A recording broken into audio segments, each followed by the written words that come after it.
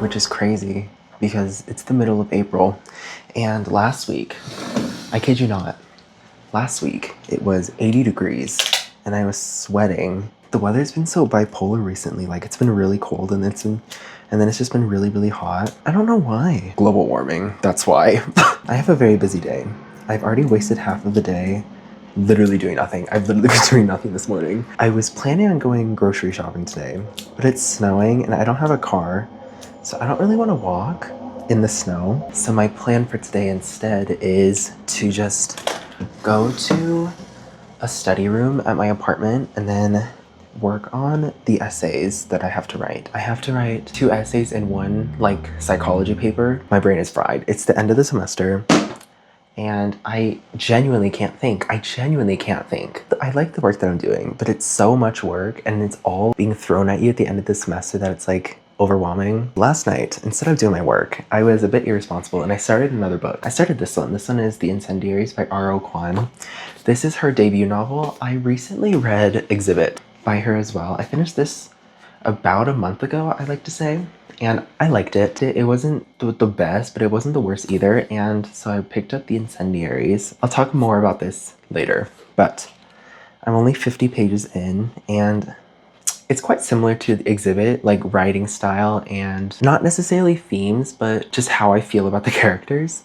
I'm not necessarily entranced with the writing and the characters, but at the same time I completely am. It was the same deal with Exhibit where, I don't know, it's like the writing style is kind of hard to get into, but at the same time I like can't stop reading it. Because it's snowing, I want to wear a different perfume today. I've been wearing Papier from Diptyque for the past week or week and a half, and oh my god, I'm obsessed with this smell, guys. It smells so good. But today, since it's snowing, this is a trial size, but I have Orpheon, also from Diptyque, and I want to wear Orpheon today because I heard someone say that, I think it was Melissa, I heard her say that when you wear it in the winter, Orpheon smells like snow. And because it's snowing right now, I thought I might wear it. It's like perfect. When I first tried it, I just remember it smelling really smoky and green. Those are the very 2 things that I first thought of. A lot of people also say that it smells like woody cleaning solution, and I agree with that. It's very clean, it's very fresh. I don't know if it's something that I typically wear. I don't usually go for these kind of scents, but I guess we'll experiment today. Orpheon is kind of perfect for this weather. Okay, I'm putting this on the rest of my body. I actually really, really like this. Also, this scent lasts a really long time. The last time I tried it, I put it on and it was still on my skin for like 8 hours. I went to go shower. I went out of the shower and I could still smell it on my skin, so it's very long lasting. I'm going in with these 2 again, like I usually do. My headphones.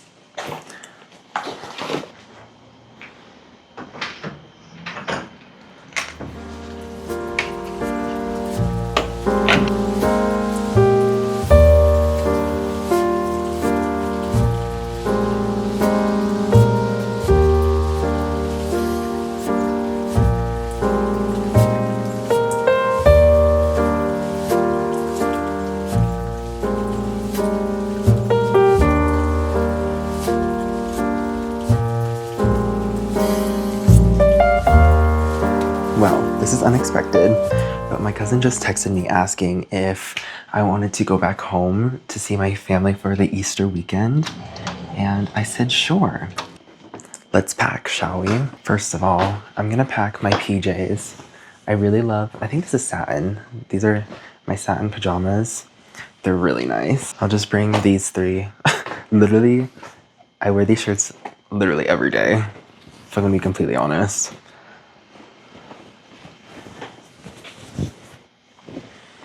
I don't know, I love spending money on unnecessary things like perfume and skincare. Well, I guess I wouldn't call skincare unnecessary.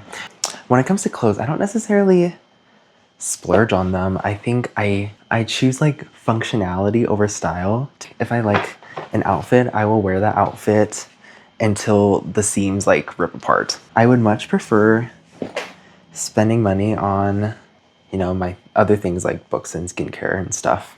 All the clothes that I do buy come from Asia. So like all of these are from stores in Japan, I think. But exciting news.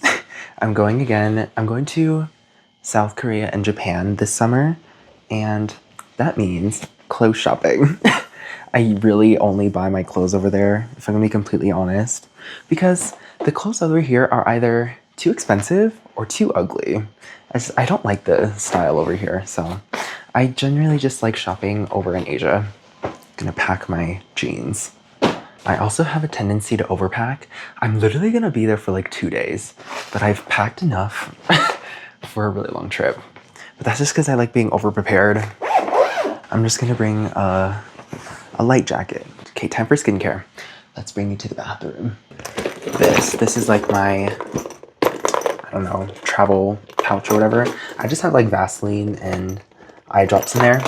When I travel, my skincare tends to be a lot simpler just because I don't want to bring a lot of stuff. Simple is best when you're traveling, in my opinion. But I'm bringing I'm from Mugwort Essence, my trusted Mugwort Essence. This is my 3rd or 4th bottle or something like that. I don't know. I love this stuff. My Alien Moisturizer. Actually, this might be too thick just because it's hot. I'll bring it anyway. It's fine. And then my favorite sunscreen ever. This is the Numbuzin Clear Filter Sun Essence. I was so upset when I found out that they couldn't sell Korean sunscreens in America anymore because of the stupid like filter rule or whatever. It's dumb. Because Korean sunscreens are so much better than American ones. But if you're curious, I bought this off of the Olive Young website. I think it's like if you spend over $60, you get free shipping like that. And then this is my Diane Extra Hair Fall Control Scalp Essence for like hair loss. And then I have my contact case. This is like Blink Dry Contacts Lubricating Eye Drops. Because my contacts tend to get dry, so I bring this too. My headband. And then I'm gonna bring my cleansing balm. I have barely enough in there for like 2 or 3 days. I hope it lasts. My cleanser, but I'm gonna keep my cleanser here. I don't know if I'm leaving today or not, so I'm gonna keep my cleanser here. Okay, well that's this bag, I guess. I want to bring my perfumes, but I don't wanna, cause it's made of glass. I'm gonna get this, the original box, and put it in the box because I'm afraid it's gonna break. This perfume is everything. This is everything to me. It smells so delicious. Sometimes when I'm literally just sitting at my desk, I would take this perfume, open it, and smell it because it's so cozy. It's so nice. My cousin just texted me and we're leaving tomorrow. So I literally did not have to pack. But actually, no, it's good that I packed. It's good that I packed because I have time now. Let me talk to you about the book that I'm reading. This is The Incendiaries by R.O. Kwon.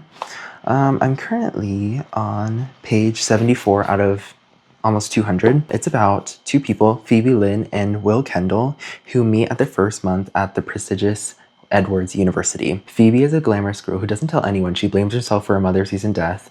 Will is a misfit scholarship boy who transferred from Bible college, waiting tables to get by. What he knows for sure is that he loves Phoebe. But there's a third character named John Leal, who sort of recruits Phoebe to become a part of his cult.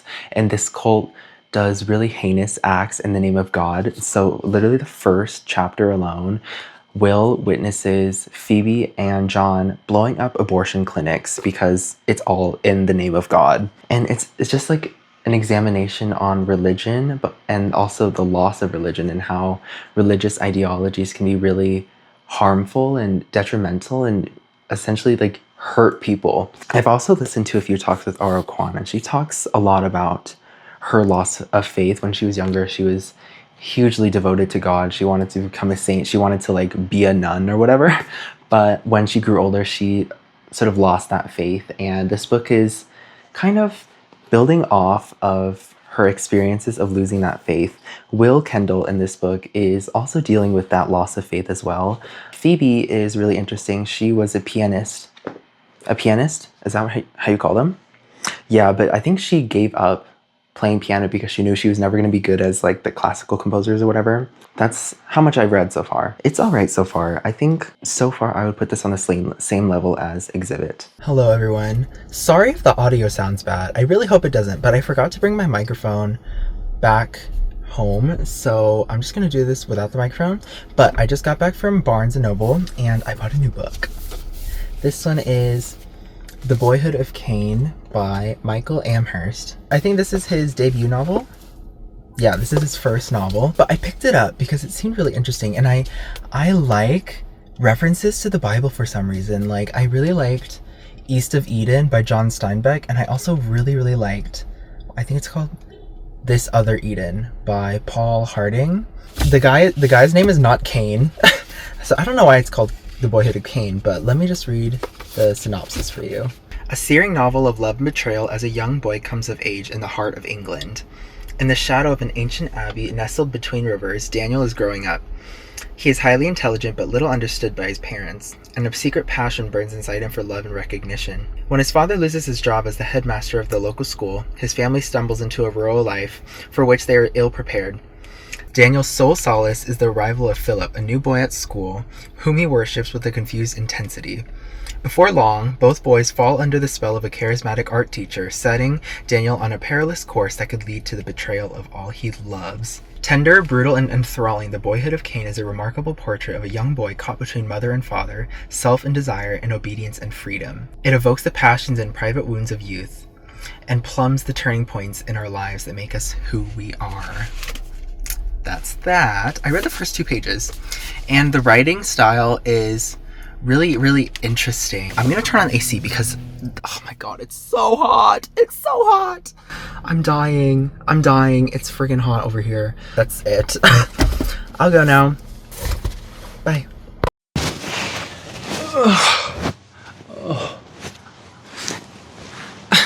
I'm so tired. I could literally fall asleep right now. I'm back in my apartment now, and I left home really early this morning. Actually, that's a lie. I literally left at like 10. I did not leave that early. I woke up early though. So I got ready, I packed, and then I left. I just went to class, and I'm currently skipping one right now because I've been yawning and I've been drifting in and out of focus the entire day. And so I just realized if I'm not going to pay attention in class, I'm just going to skip it. It's a busy week. Let me give you a rundown on what's going on. One of the things I have to do for this week is called a map exercise, where basically I have to use a book of my choosing out of the curriculum. And I'm using this one. This one is The Whale Caller. And basically we kind of have to map out the physical location of one of the characters and learn about like what's happening political wise and social wise. Learn about the environment and how the environment affects the character emotionally.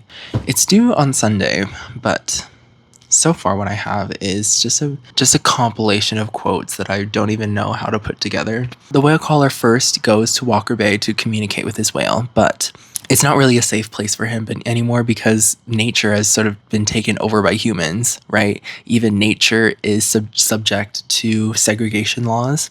And so he goes to the grotto to talk to Mr. Yod in order for a way to sort of escape humanity for a second and just live in nature for a bit.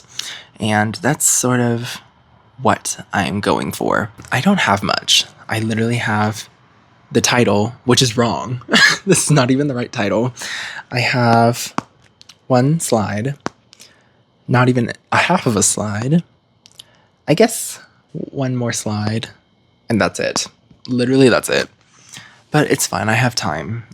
Next, I've talked about this essay before. It's the one that I'm writing with Intimacies. I've been writing this one for a while. My shoulder hurts. My essay for my post-colonial literature class sort of combines interpretation and language with the International Criminal Court of The Hague and places them together, saying how interpretation, although its main priority is to get rid of the colonialist aspect of the International Criminal Court because it's supposed to reduce language barriers, it inherently is not able to eradicate the colonialist nature of the court itself, because so much gets lost in translation, and full meanings cannot be translated across cultures and across languages. And so even though translation does a lot, it still isn't able to eradicate the colonialist nature of the court itself.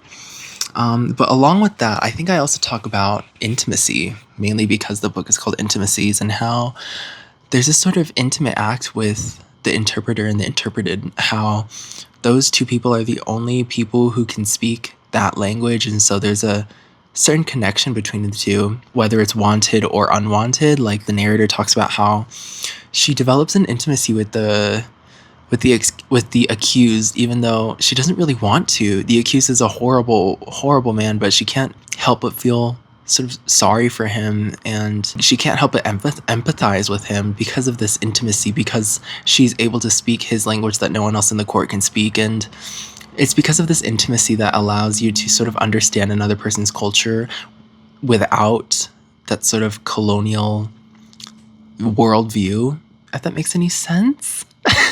I don't know, guys. I'm low-key, like, delusional right now.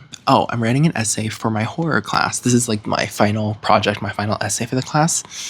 And I'm writing about the craft of horror. So basically, my sort of thesis is that authors write horror by focusing on the loss of agency in their stories. Their narratives destabilize the narrative's authority, making readers feel the character's lack of power through not only the story, but the writing itself, thus evoking a sense of fear.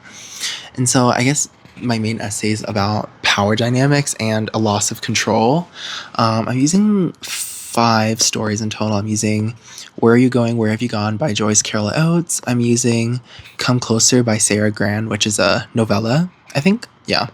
I'm also using The Lottery by Shirley Jackson, which is a classic in horror literature. It's a really short story. If you haven't read it, I recommend.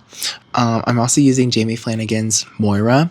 I don't know if this one's published or not, but Jamie Flanagan went and talked to our class. Like, they sort of just, like, sent us this story. I don't know if it was published. Like, it was written in a Word document or something, so I don't really know.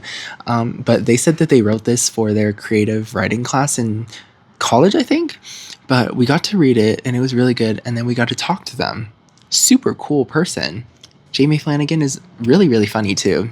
Lastly, I'm using The Stories We Tell About Ghosts by A.C. Wise. All of them. I think the scariest one was Where Are You Going, Where Have You Gone by Joyce Carol Oates. That one was, that one just like creeped me in some way. The loss of control in that story is insane. It was really, really scary, to be honest.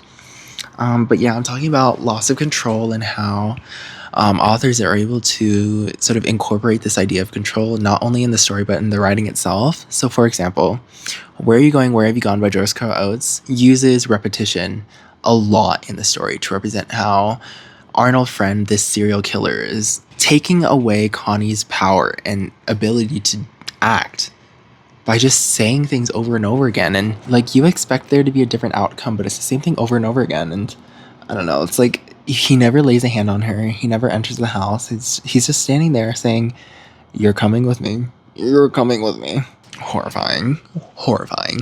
I have to make, oh my god, I don't know what to do. I'm not a creative person, but I have to make a creative project for my neuroscience class.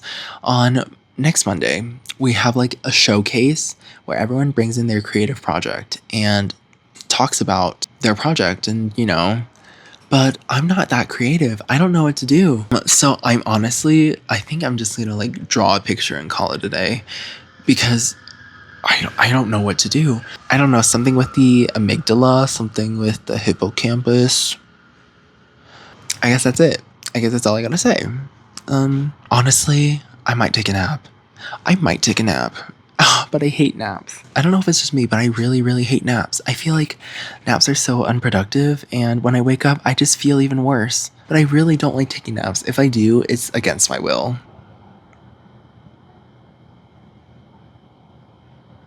I realized that I forgot to give you guys like an update on the Incendiaries, because before I left for the weekend, I finished this like 30 minutes before we were supposed to leave. I couldn't put it down. I couldn't stop reading it.